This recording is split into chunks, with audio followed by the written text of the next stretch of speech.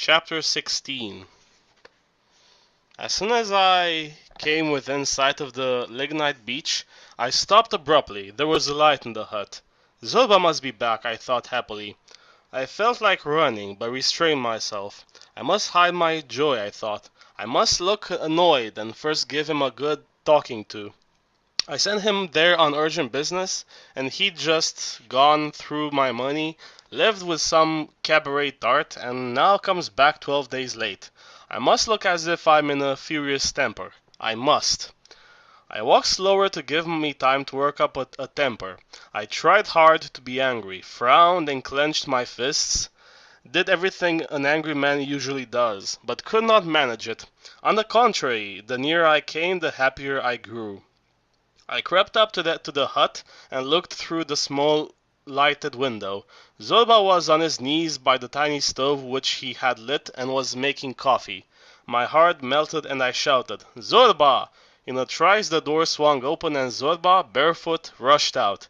He craned his neck, peering in the dark, discovered me, opened his arms and embraced me, then stopped and let them fall to his sides. "Glad to see you again, boss," he said hesitantly, standing long-faced and motionless before me. I tried to raise my voice angrily. "Glad to see you've taken the trouble to come back," I mocked. Don't come don't come any nearer. You reek of toilet soap." "Ah, if only you knew what a scrubbing I've given myself, boss," he said. "Have I cleaned myself up? I scraped my blasted skin to bits before seeing you, boss. I've sandstone myself for an hour. But this hellish smell... Anyway, what of it? It'll pass off sooner or later. It isn't the first time. It's bound to go." "Let's get inside," I said, nearly bursting with laughter. We went in. The hut smelled of perfume, powder, soap, and women. "What in God's name is all that, may I ask?" I said, pointing to a case filled with handbags, bars of toilet soap, stockings, a small red parasol, and 2-minute bottles of scent. "Presents," muttered Zorba, hanging his head. "Presents?" I said, trying to sound furious. "Presents?" "Presents, boss, for little Bubulina. Don't be angry, boss. Easter's coming soon, and she's a human being too, you know." I managed to restrain my laughter once again. "You haven't brought her the most important thing," I said. "What?" "The marriage wreaths, of course." "What? What do you mean? I don't understand." I then told him the way I had pulled the love-sick siren's leg. Zoba scratched his head a second, reflected, and then said, "You shouldn't do things like that, boss, if you don't mind my saying so. That sort of joke, you know, is... Women are weak, delicate creatures. How many times have I got to tell you that? Like porcelain vases they are, and you have to handle them very carefully, boss." I felt ashamed. I had regretted it too, but it was too late. I changed the subject. "And the cable?" I asked. "And the tools?" "I've brought everything. Don't get worked up. You can't have your cake and eat it, as they say. The cable, railway, Lola, Bubulina, everything's well in hand." He took the briki off the flame, filled my cup, gave me some jumbals with sesame which he had brought, and honey halva, which he knew was my favorite sweet. "I've brought you a present of a large box of halva," he said fondly. "I didn't forget you, you see. Look, I've brought a little bag of peanuts for the parrot. I've forgotten no one. You know, my brain's overweight." Zoba was sipping his coffee, smoking and watching me. His eyes fascinated me like those of a serpent. "Have you solved the problem which was tormenting you, you old rogue?" I asked him, my voice gentler now. "What problems, boss?" "If women are human beings or not." "Oh, that's settled," answered Zorba, waving his hand. "A woman's human too, a human like us, only worse. The minute she sees your purse she loses her head. She clings to you, gives up her freedom, and is glad to give it up because, at the back of her mind, the purse is glittering. But she soon... to hell with all that, boss."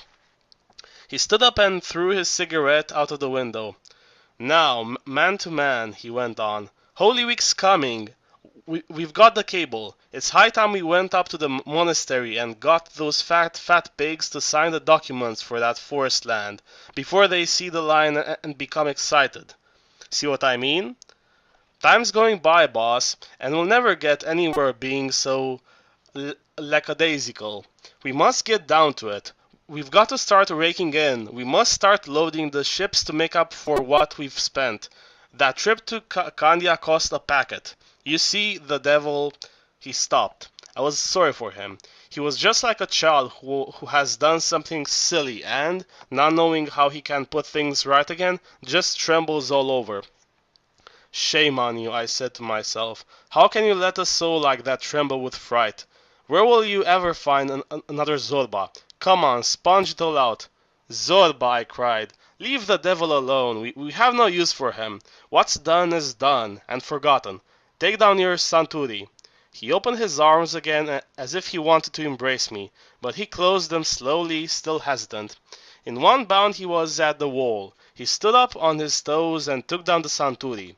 As he came back into the light of the lamp, I saw his hair. It was as black as pitch.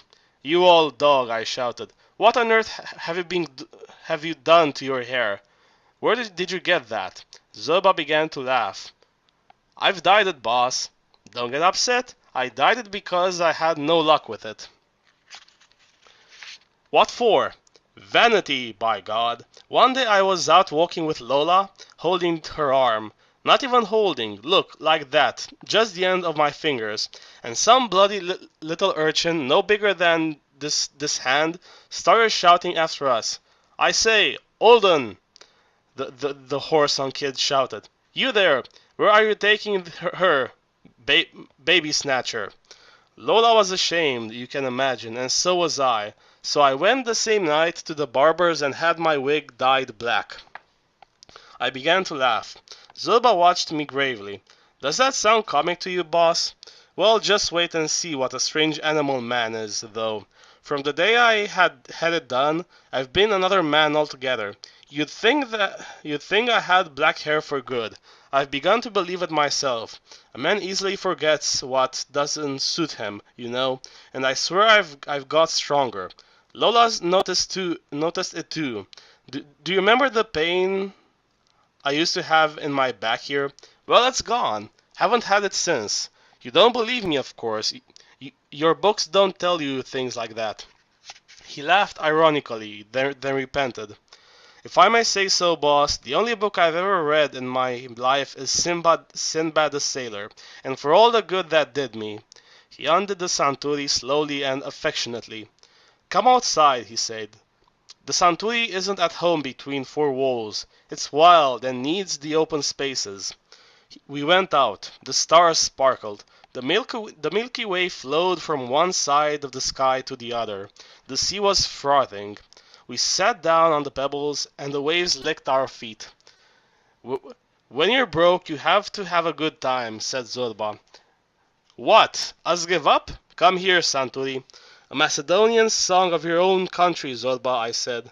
"A Cretan song of your country," said Zorba. "I'll sing you something I was taught at Candia. It changed my life." He reflected for a moment. "No, it hasn't really changed, he said. "Only now I know I was right."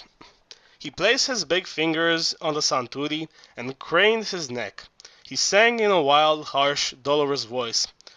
"When you're made up your mind, no use lagging behind. Go ahead and no relenting. Let your youth have free rein, it won't come again. So be bold and no repenting." Our cares were scattered, petty troubles vanished, the soul reached its peak. Lola, lignite, the line, eternity, big and small worries, all became blue smoke that faded into the air, and there remained only a bird of steel, the human soul which sang. "I make you a present of everything, Zorba," I cried when the proud song was done. "All you've done, the woman, your dyed hair, the money you blew, all of it's yours. Just go on singing." He craned out his scraggy neck once more. "Courage, in God's name, venture come what may. If you don't lose, you're bound to win the day." A number of workmen sleeping near the mine heard the songs. They got up, crept down to us, and squatted round. They listened to their favorite songs and felt their legs tingling. At last, unable to restrain themselves longer, they loomed out of the darkness, half naked, their hair ruffled and their breeches baggy. They made a circle round Zorba and the Santuri and began dancing on the pebbled shore. Thrilled, I watched them in silence. This is, I thought, the real vein I have been looking for. I want no other. The next day, before dawn, the galleries of the mine were echoing with Zorba's cries and the sounds of the picks. The men were working frenziedly. Zorba alone could lead them on like that. With him, work became wine, women and song, and the men were intoxicated. The earth came to life in his hands. The stones, coal, wood, and workers adopted his rhythm. A sort of war was declared in the galleries, in the white light of the acetylene lamps, and Zorba was in the forefront, fighting hand to hand. He gave a name to each gallery and seam, and a face to all invisible forces, and after that it became difficult for them to escape him. When I know that is the Cannavaro gallery, he used to say about the first gallery he had christened, where the hell do you think it can hide? I know its name. It wouldn't have the cheek to do the dirty on me. No more than Mother Superior, or Knock-Knees, or the Piddler. I know them all, I tell you, each one by its own name.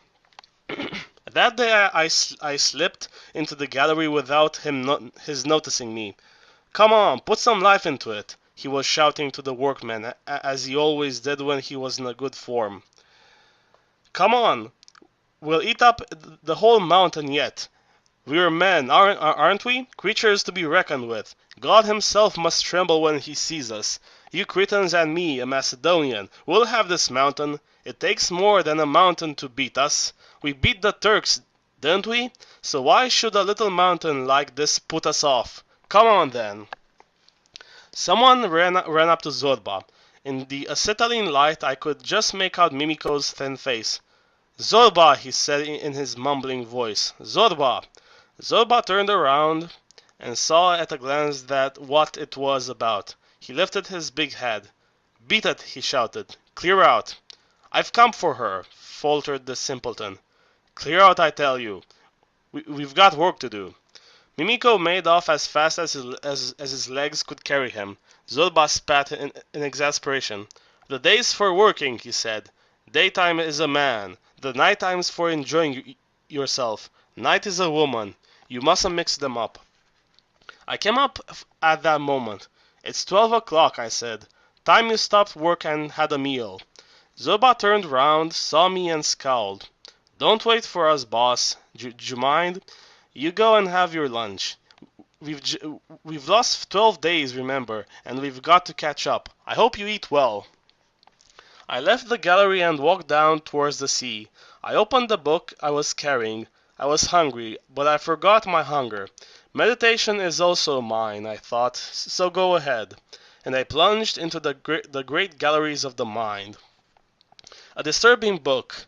It described the snow-covered mountains of Tibet, the mysterious monasteries, the silent monks in their saffron robes, who concentrate their will and oblige the ether to take what shape they desire. High mountain tops, the air full of spirits, the vain murmur of human life never reaches so high. The great ascetic takes his pupils, boys of 16 to 18, and leads them at midnight up to an icy lake in the mountain. They undress, break the ice, plunge their clothes into the freezing water, put them on again, and leave them to dry on their backs. Then they plunge them in afresh, and leave them to dry once more on their bodies. They do this 7 times in succession. Then they return to the monastery for morning service. They climb a mountain peak 15 to 18,000 feet high. They sit down quietly, breathe deeply and regularly. They are naked to the waist, but feel no cold. They hold a goblet of icy water in their hands, look at it, concentrate with all their power on it, and the water boils. Then they make their tea. The great ascetic collects his students round him and says, Woe to him who has not within himself the source of happiness. Woe to him who wants to please others. Woe to him who does not feel that his life and the next are but one. Night had fallen and I could not see to read. I closed the book and looked at the sea. I must free myself of all those phantoms, I thought, Buddhas, gods, motherlands, ideas. Woe to him who cannot free himself from Buddhas, gods, motherlands, and ideas. The sea had suddenly turned black. The young moon was rapidly setting. In the gardens in the distance, dogs were howling sadly, and the whole ravine howled back. Zorba appeared, covered with dirt. His shirt was hanging in shreds. He crouched by me.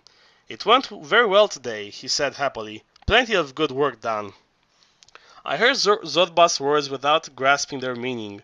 My mind was still far away on distant and dangerous slopes.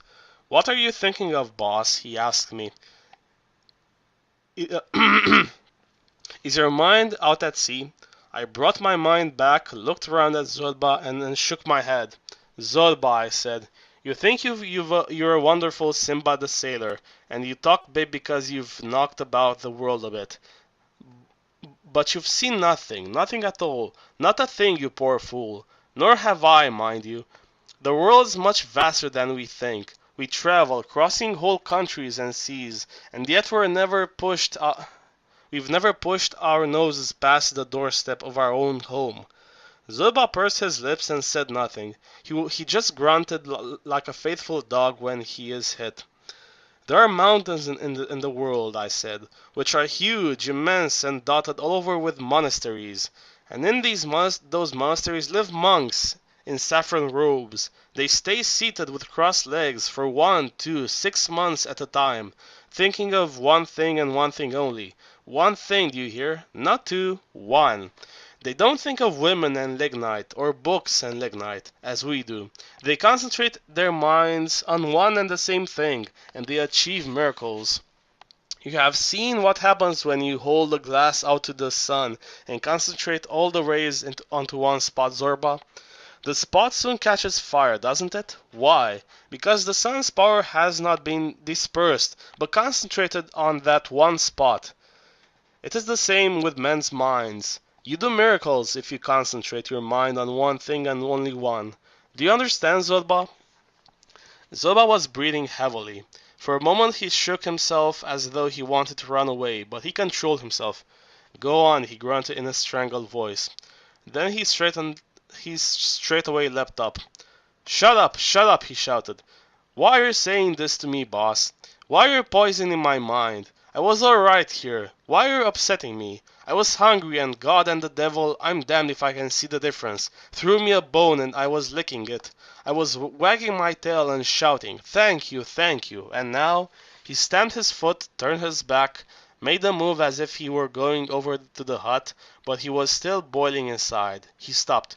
"Pff! A fine bone it was he threw me, that god devil!" he roared. "A dirty old cabaret tart, an old tub that isn't even seaworthy." He seized a handful of pebbles and threw them into the sea. "But who is he? Who is it who throws these bones to us, eh?" He waited a little, then when he felt no reply was coming he became excited. "Can't you say anything, boss?" he cried. "If you know, tell me so that I know his name. Then don't you worry, I'll look after him. But if it's just on the off chance like that, which way must I go? I'll come to grief." "I'm hungry," I said. "Go and get some food. Let's eat first." "Can't we last an evening without eating, boss? One of my uncles was a monk, and weekdays he took nothing but salt and water. On Sundays and feast days he added a bit of bran. He lived to be 120.